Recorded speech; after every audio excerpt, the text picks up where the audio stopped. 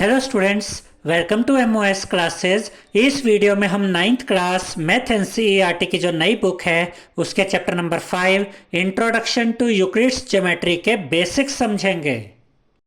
तो जैसे कि चैप्टर का नाम है इंट्रोडक्शन टू यूक्लिड्स ज्योमेट्री, तो ये एक मैथमेटिशियन था जिसका नाम था यूक्लिड और इसने मैथमेटिक्स से रिलेटेड कुछ कंसेप्ट्स दिए थे और इन्हीं कंसेप्ट्स के बारे में हम यहाँ पर इस वीडियो में पढ़ेंगे। तो सबसे पहले हम देखेंगे कि पोस्टुलेट्स और एक्सियोम्स क्या होते हैं। यहाँ पर इनकी डेफिनेशन दी गई है। Euclid assumed certain properties which were not to be proved.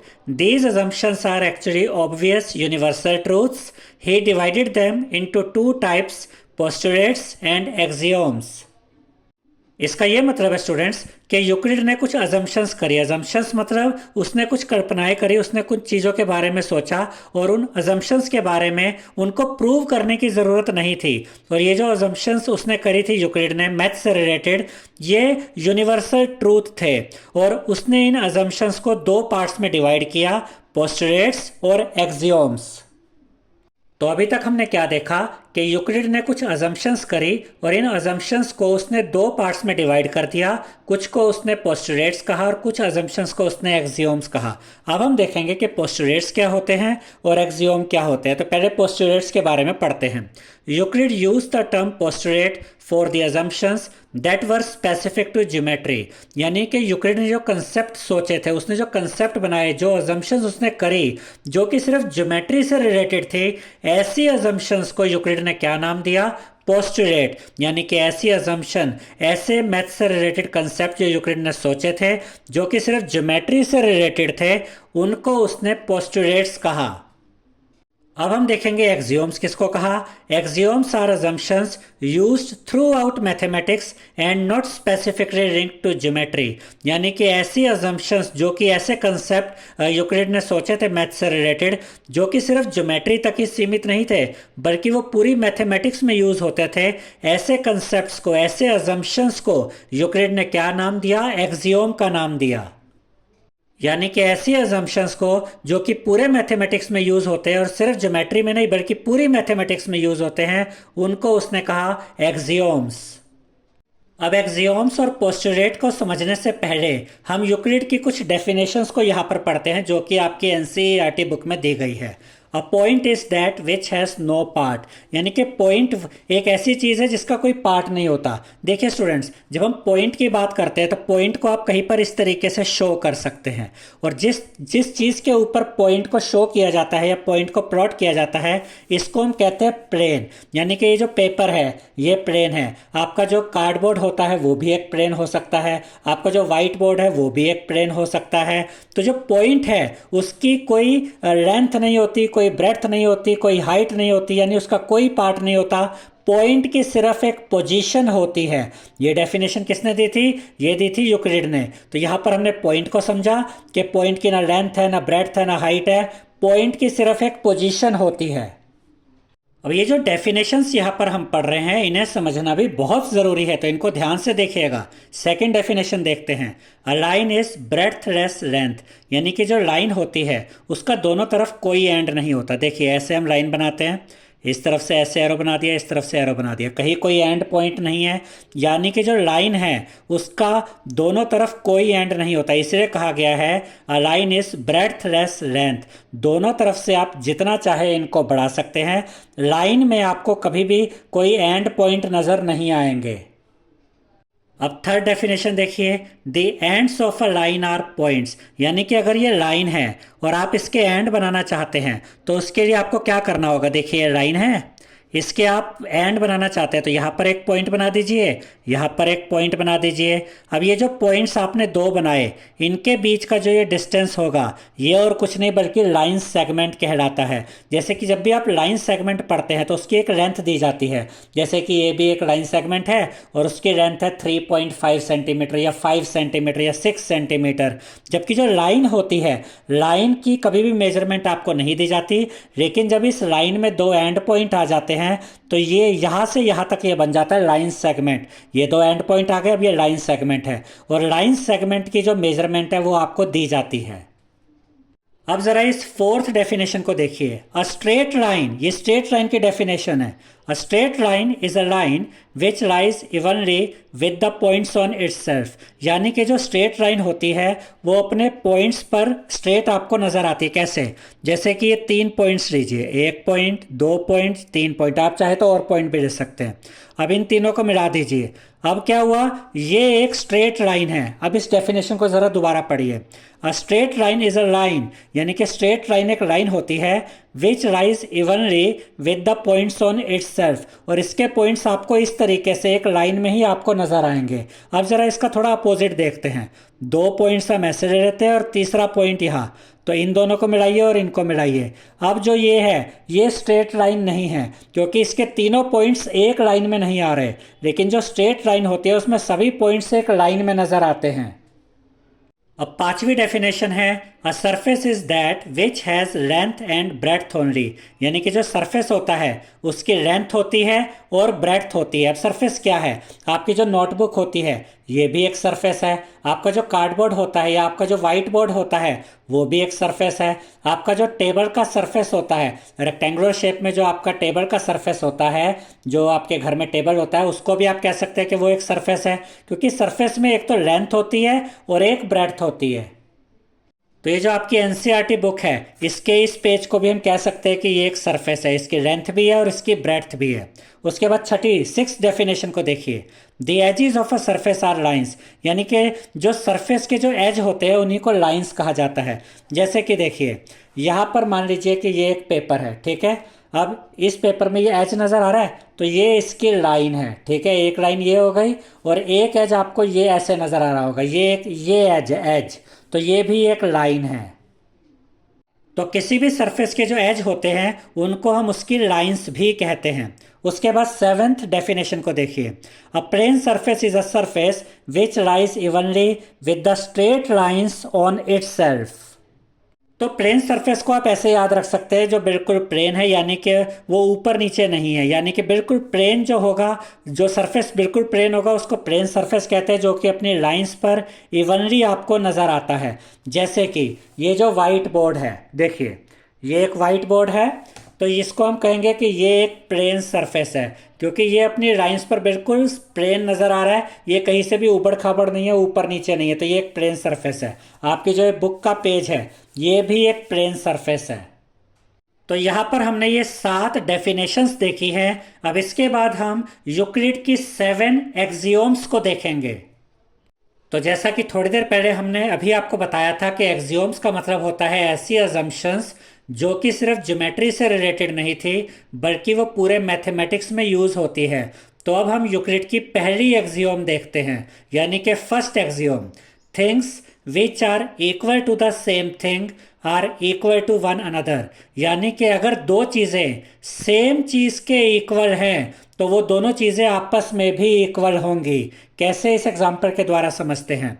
अगर ए बी के इक्वल है और सी भी इक्वल है बी के, तो ए और सी आपस में भी इक्वल होंगे, क्योंकि ये दोनों सेम चीज़ के इक्वल हैं, इसलिए ये दोनों आपस में भी इक्वल होंगे। तो फर्स्ट एक्सियोम क्या कहती है कि अगर दो चीज़ें सेम चीज़ के इक्वल होती हैं तो ये दोनों चीज़ें आपस में भी इक्वल होती हैं। अब यूक्लिड की सेकंड एक्सियोम है, if equals are added to equals the wholes are equal, यानी कि अगर इक्वल चीज़ों में इक्वल चीज़ें ऐड कर दी जाए तो जो आंसर आता है वो भी इक्वल होता है। अब इसे भी एग्जाम्पल के द्वारा समझते हैं। मान लीजिए आपके पास 10 रुपीज़ हैं और आपके दोस्त के पास भी 10 रुपीज़ है। आपको भी 5 रुपये दे दिए जाते हैं और आपके दोस्त को भी 5 रुपये फिर से दे दिए जाते हैं, तो अब दोनों के पास कितने रुपए हो गए? 15 रुपये। यानी कि अगर इक्वल चीज़ों में इक्वल चीज़ ऐड की जाए तो जो आंसर आता है वो भी इक्वल ही होता है। इसके बाद थर्ड एक्सियोम देखेंगे, if equals are subtracted from equals the remainders are equal, यानी कि अगर दो इक्वल चीज़ों में से इक्वल चीज़ को ही सब्ट्रैक्ट कर दिया जाए तो जो आंसर आता है वो इक्वल होता है। अब पिछली एक्सियोम हमने क्या देखी थी कि दो इक्वल चीज़ों में अगर इक्वल चीज़ ऐड की जाए तो आंसर इक्वल आता है। इस बार बात सब्ट्रैक्ट की हो रही है कि दो इक्वल चीज़ों में से अगर इक्वल को ही सब्ट्रैक्ट किया जाए तो जो आंसर आता है वो भी इक्वल होता है। कैसे एग्जाम्पल के द्वारा समझते हैं। मान लीजिए आपके पास 100 रुपीज़ है और आपके दोस्त के पास भी 100 रुपीज़ है। आपसे 10 रुपये ले लिए जाते हैं और आपके दोस्त से भी 10 रुपये ले लिए जाते हैं, तो आप दोनों के पास कितने पैसे बचे? 90 रुपीज़। अगर इक्वल चीज़ों में से इक्वल चीज सब्ट्रैक्ट की गई, यानी कि इक्वल चीज माइनस की गई, तो जो आंसर आया वो भी इक्वल हुआ। यही थर्ड एक्सियोम है यूक्लिड की। फोर्थ एक्सियोम है things which coincide with one another are equal to one another. अब यहां पर ये नया शब्द आपको दिख रहा है कोइंसाइड। इसका मतलब क्या है? पहले तो इस सेंटेंस को समझते हैं कि अगर दो चीजें हैं और वो आपस में कोइंसाइड कर रही हैं तो वो दोनों चीजें आपस में इक्वल भी होंगी। अब इसका क्या मतलब हुआ, इसको हम एग्जाम्पल के द्वारा समझते हैं। देखिए यहाँ पर हमने एक लाइन सेगमेंट लिया ए बी और इसकी लेंथ हमने ली है 4 सेंटीमीटर। अब मान लीजिए एक और लाइन सेगमेंट है जिसका नाम है सी डी और वो भी 4 सेंटीमीटर है। तो अगर हम उस सी डी लाइन सेगमेंट को, जो कि 4 सेंटीमीटर है, इसके ऊपर रखते हैं तो ये बिल्कुल एक दूसरे को ओवरलैप कर लेंगी। यानी कि ए बी भी 4 सेंटीमीटर है, इसके ऊपर हमने एक और लाइन सेगमेंट बना दी सी डी, वो भी 4 सेंटीमीटर है। तो ए बी और सी डी ये दोनों क्या कहलाएंगी? ये दोनों कहलाएंगी कोइंसाइड। क्योंकि ये कोइंसाइड है यानी ये एक दूसरे को ओवरलैप कर सकती हैं, तो ये आपस में इक्वल भी होंगी। तो अब इसको इस तरीके से समझते हैं। आपने एक लाइन सेगमेंट लिया ए बी 4 सेंटीमीटर, इसके ऊपर आपने एक सी डी लाइन बनाई जो बिल्कुल सी डी लाइन सेगमेंट भी इसके ऊपर बिल्कुल ओवरलैप कर रही है। तो आप कहेंगे क्योंकि सी डी बिल्कुल इसके ऊपर आ गई है, इसको ओवरलैप कर रही है, तो सी डी की लेंथ भी 4 सेंटीमीटर ही होगी। यानी कि अगर दो चीज़ें कोइंसाइड करती हैं तो वो आपस में इक्वल भी होती हैं। तो अगर ए बी 4 सेंटीमीटर है और सी डी उसको कोइंसाइड कर रही है तो सी डी भी 4 सेंटीमीटर ही होगी। इसके अलावा एक और एग्जांपल ले सकते हैं। मान लीजिए यहाँ पर हम ये एक पॉइंट बना देते हैं और इस पॉइंट को नाम दे देते हैं ए पॉइंट। अब यहाँ पर एक और पॉइंट है बी पॉइंट और वो बिल्कुल इसको ओवरलैप कर देता है। यानी कि ए पॉइंट और बी पॉइंट ये कोइंसाइड है तो ये आपस में इक्वल भी होंगे।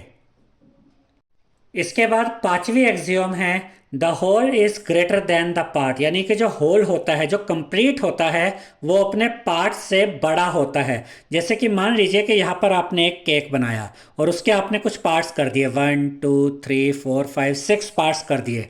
तो ये जो कंप्लीट है, ये जो होल है, ये अपने हर पार्ट से तो बड़ा ही होगा। ये आपको याद रखना है, ये फिफ्थ एक्सियोम है।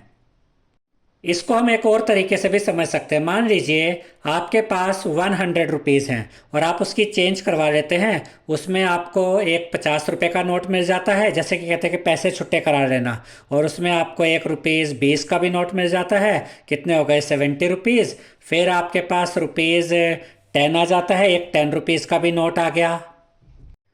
उसके बाद एक और हम कहते हैं कि आपके पास एक 10 रुपये का एक और नोट आ गया। अब कितने हो गए नोट? देखिए कितने रुपीज़ हो गए, 50 और 20 70 80 90। उसके बाद हम कहते हैं कि आपके पास 5 रुपए के भी 2 कॉइन या 2 नोट आ गए। तो 100 रुपीज़ जो कि होल था, जो कि कंप्लीट था, उसको आपने पार्ट्स में डिवाइड कर दिया। अब ये जो होल है, ये जो कंप्लीट है, ये अपने हर पार्ट से बड़ा है। और ये एक्सियोम यही कहती है कि जो होल होता है, जो कंप्लीट होता है, वो अपने हर पार्ट से बड़ा ही होता है। इसके बाद सिक्स्थ एक्सियोम हमसे कहती है things which are double of the same things are equal to one another. अगर आपके पास दो चीज़ें हैं और वो सेम चीज़ की डबल हैं तो वो आपस में भी इक्वल होंगी। इस एक्सियोम का ये मतलब है। इसको हम एक एग्जांपल के द्वारा समझते हैं। अब देखिए, हम लेट कर लेते हैं, हम मान लेते हैं कि जो x है वो डबल है a का और जो y है वो भी डबल है a का। अब क्योंकि ये दोनों ही सेम चीज़ के डबल है, x भी a का डबल है और y भी a का डबल है, तो ये आपस में भी इक्वल होंगे। तो x इक्वल होगा y के। और यहाँ पर यही तो लिखा था, things which are double of the same things are equal to one another. यानी कि अगर दो चीज़ें सेम चीज़ के डबल हैं तो ये आपस में भी इक्वल होंगे। अब सेवेंथ एक्सियोम देखते हैं। ये डबल के हिसाब से था, ये हाफ के हिसाब से है। Things which are halves of the same things are equal to one another. अगर दो चीज़ें सेम चीज़ के हाफ के इक्वल हैं तो वो आपस में भी इक्वल होंगी। जैसे कि मान लेते हैं कि जो x है वो a के हाफ के इक्वल है और जो y है वो भी a के हाफ के इक्वल है, तो ये x और y आपस में भी इक्वल होंगे। तो यहाँ पर हमने क्या सीखा सेवेंथ एक्सियोम में, अगर आपके पास दो चीज़ें हैं और वो सेम चीज़ के हाफ के इक्वल हैं तो ये आपस में भी इक्वल होंगे।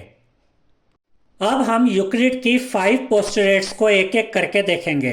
तो यूक्लिड की फर्स्ट पोस्टुलेट में हमसे क्या कहा गया है, अ straight line may be drawn from any one point two any other point. यानी अगर यहाँ पर आपके पास दो पॉइंट्स हैं तो उन दो पॉइंट्स के बीच में सिर्फ एक ही स्ट्रेट लाइन ड्रॉ की जा सकती है।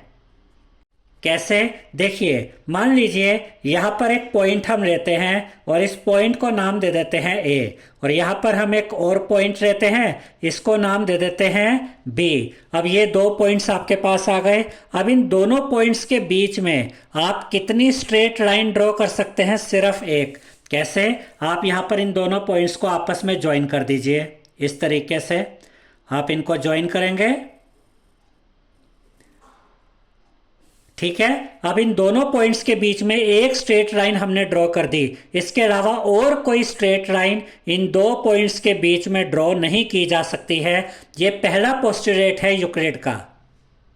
सेकेंड पोस्टुलेट में हमसे कहा गया है a terminated line can be produced indefinitely. यानी कि जो टर्मिनेटेड लाइन है, याद रखिएगा स्टूडेंट्स कि टर्मिनेटेड लाइन का मतलब होता है लाइन सेगमेंट, यानी कि ऐसी लाइन जिसके दो एंड पॉइंट्स होते हैं। तो ये जो टर्मिनेटेड लाइन होती है यानी कि जो लाइन सेगमेंट होती है, सेकेंड पोस्टुलेट हमसे ये कहती है कि लाइन सेगमेंट को, टर्मिनेटेड लाइन को दोनों साइड्स में आप जितना भी चाहे उतना प्रोड्यूस कर सकते हैं, उतना आगे बढ़ा सकते हैं। यानी कि ज्योमेट्री के जो चैप्टर्स होते हैं आपके, उसमें कई बार इस तरीके से क्वेश्चन दिया जाता है कि एक लाइन सेगमेंट है 5 सेंटीमीटर, मान लीजिए इसको हम नाम दे देते हैं ए बी, इस लाइन सेगमेंट का नाम है ए बी, और फॉर एग्जांपल ये हमें दिया गया है 5 सेंटीमीटर, और हमसे ये कहा जाता है कि इस साइड से इसको 2 सेंटीमीटर बढ़ा दिया गया।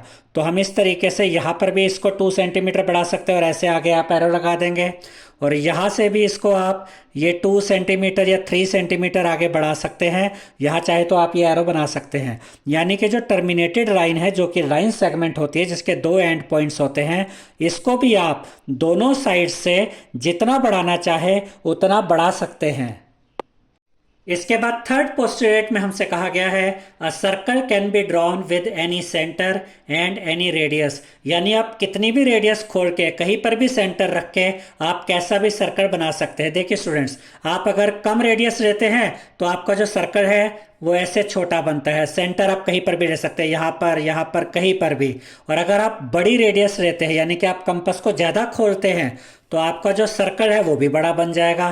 तो ये आपकी मर्जी होती है कि आप छोटी रेडियस लेकर सर्कल बनाएंगे तो वो भी आप बना सकते हैं, उससे छोटा सर्कल बनेगा। आप बड़ी रेडियस लेकर सर्कल बनाएंगे तो आपका सर्कल बड़ा बनेगा। इसके बाद फोर्थ पोस्टुलेट में हमसे कहा गया है all right angles are equal to one another. यानी कि जितने भी राइट एंगल्स होते हैं वो आपस में इक्वल होते हैं। तो ये बात तो हम जानते हैं स्टूडेंट्स कि राइट एंगल का मतलब होता है 90 डिग्री का एंगल। तो राइट एंगल आप कैसे भी बना लीजिए वो आपस में इक्वल ही होंगे। देखिए आप राइट एंगल इस तरीके से भी बना सकते हैं, ये राइट एंगल यानी 90 डिग्री का सिंबल होता है। आप 90 डिग्री का एंगल यानी कि राइट एंगल इस तरीके से भी बना सकते हैं। 90 डिग्री का जब एंगल बनता है तो ये जो दोनों लाइंस आपको दिख रही है, इसको आप लाइन सेगमेंट भी कह सकते हैं। ये आपस में परपेंडिकुलर होती है, यानी कि एक दूसरे के साथ 90 डिग्री का एंगल बनाती है। आप चाहें तो इस तरीके से भी 90 डिग्री का एंगल बना सकते हैं। तो ये राइट एंगल, ये राइट एंगल, ये राइट एंगल, भले ही थोड़ा सा बनाने के तरीके में फ़र्क है। यहाँ पर एक, यहाँ से ये लाइन सेगमेंट ऐसे, ये ऐसे, यहाँ पर ये ऐसे जा रही है और ये ऐसे, यहाँ पर ये ऐसे जा रही है और ये ऐसे, लेकिन ये फिर भी तीनों ही राइट एंगल है। तो ये तीनों आपस में इक्वल होंगे क्योंकि ये तीनों ही 90 डिग्री के एंगल है। अब हम फिफ्थ पोस्टुलेट को देखेंगे जो कि सबसे इंपॉर्टेंट पोस्टुलेट है और एग्जाम में इसके आने का चांस भी बहुत अच्छा रहता है। तो इसको पहले हम रफली आपको समझाएंगे और उसके बाद हम यहाँ से इसको पढ़ेंगे, और जब हम ये कंसेप्ट यहाँ से आपका क्लियर कर देंगे उसके बाद इस फिफ्थ पोस्टुलेट को समझना आपके लिए बहुत ईजी हो जाएगा। अब देखिए स्टूडेंट्स, फिफ्थ पोस्टुलेट क्या कहती है? यहाँ पर हमें दो लाइंस दी गई है, इसको हम फॉर एग्जांपल नाम दे देते हैं लाइन एल, और इसको नाम दे देते हैं इस लाइन को लाइन एम। ये लाइन एल है, ये लाइन एम है, और ये ट्रांसवर्सल है। हम इसको एक नाम दे देते हैं कि ये पी लाइन है, ये एक ट्रांसवर्सल है। ठीक है, ये ट्रांसवर्सल का मतलब ये जो लाइन है पी लाइन, ये एल लाइन को और एम लाइन को इंटरसेक्ट कर रही है, काट रही है। देखिए ऐसे काटते हुए आ रही है, एल लाइन को इस पॉइंट पर और एम लाइन को इस पॉइंट पर।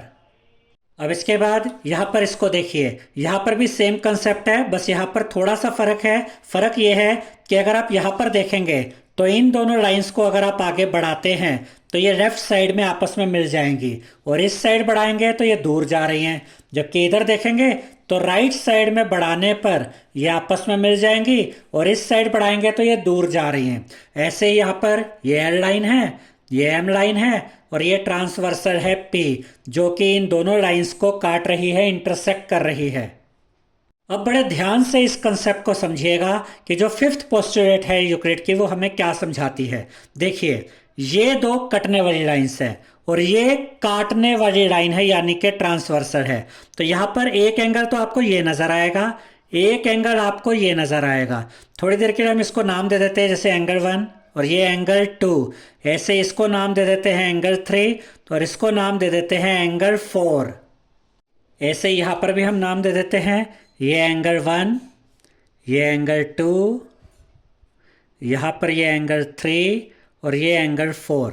अब देखिए ये जो एंगल्स हैं एंगल 1 एंड एंगल 2, इनको हम कहते हैं को इंटीरियर एंगल्स या फिर interior angle on the same side. Interior का मतलब ये जो दो कटने वाली लाइंस है ये इनके बीच में आ रहे हैं, और ऑन द सेम साइड मतलब ट्रांसवर्सल के एक ही साइड में है। 1 और 2 कहाँ है? इन दोनों के बीच में, यानी कि इंटीरियर और ट्रांसवर्सल पी के लेफ्ट साइड में ये दोनों है। तो ये हुए को इंटीरियर एंगल्स या फिर interior angle on the same side. ऐसे ही एंगल 3 और एंगल 4 भी को इंटीरियर एंगल्स होंगे, या फिर इनको हम interior angle on the same side भी कह सकते हैं। अब यूक्लिड की फिफ्थ पोस्टुलेट ये कहती है कि जिस साइड में, लेफ्ट साइड या राइट साइड, इसको हमें ध्यान में रखना है कि जिस साइड में को इंटीरियर एंगल्स का सम 180 डिग्री से कम होता है, उस साइड में अगर आप इन कटने वाली लाइंस को आगे बढ़ाते हैं तो ये आगे आकर मिल जाएंगी। जबकि इस साइड में अगर आप देखेंगे तो ये दूर जाएंगी एक दूसरे से, यानी इस साइड में इन को इंटीरियर एंगल्स का सम 180 डिग्री से ज्यादा होगा, और इस साइड में को इंटीरियर एंगल्स का सम 180 डिग्री से कम होगा। इसीलिए ये दोनों साइड्स यहां पर आगे बढ़ने पर आपस में मिल जाएंगी। तो सारा कंसेप्ट ये को इंटीरियर एंगल्स के सम का है। जिस साइड में को इंटीरियर एंगल्स का सम 180 डिग्री से कम होता है, उस साइड में देखिए यहां पर लेफ्ट साइड में अगर आप देखें तो ये आगे जाकर मिल रही हैं, तो लेफ्ट साइड में इनका सम 180 डिग्री से कम होगा।